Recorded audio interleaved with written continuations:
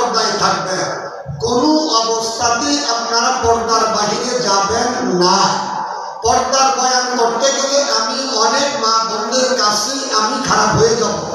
পর্দার জটিলতা এত বেশি, আপন দেবরের সঙ্গে বাদী দেখা করিতে পারিবে না, শরীয়তের বিধান। এই ব্যাপারে আল্লাহ যদি কোনোদিন সুযোগ দেয় আমি আপনাদেরকে পর্দার বিধান নিয়ে আলোচনা করব। আজকে কানেকশন দেওয়ার কারণে পর্দা রস করতে পারি না।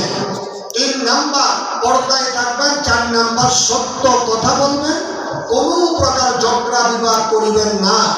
5 নাম্বার স্বামীর অনুমতি ছাড়া, স্বামীর টাকা পয়সা, উপার্জিত টাকা পয়সা, নিজের বাবার বাড়ি, আত্মীয় স্বজনের বাড়ি কাহাকেও দান করিতে পারিবেন না।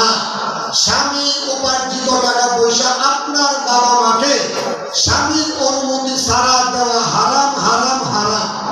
এইগুলি আপনারা যদি মেনে চলতে পারেন জান্নাত একেবারে আপনাদের জন্য সহজ। আল্লাহ তাআলা আমার কর্তৃক রমজান মাস আসতেছে, আপনারা রমজানের রোজা রাখবেন, সত্য কথা বলবেন, পর্দায় থাকবেন, স্বামীর হুকুম মানবেন, 5 ওয়াক্ত নামাজ পড়বেন, আল্লাহ তাআলা জান্নাত দিয়ে দিবে। আমা আলাইনা ইল্লাল বালাগ। যদি কোনো সময় আপনাদের করাটিয়া মাদ্রাসায় আবার আমার আসতে হয়, আল্লাহ কবুল করে, আমি মা বোনদের ব্যাপারে বিস্তারিত আলোচনা করব আপনাদের পর্দার উপরে ইনশাআল্লাহ।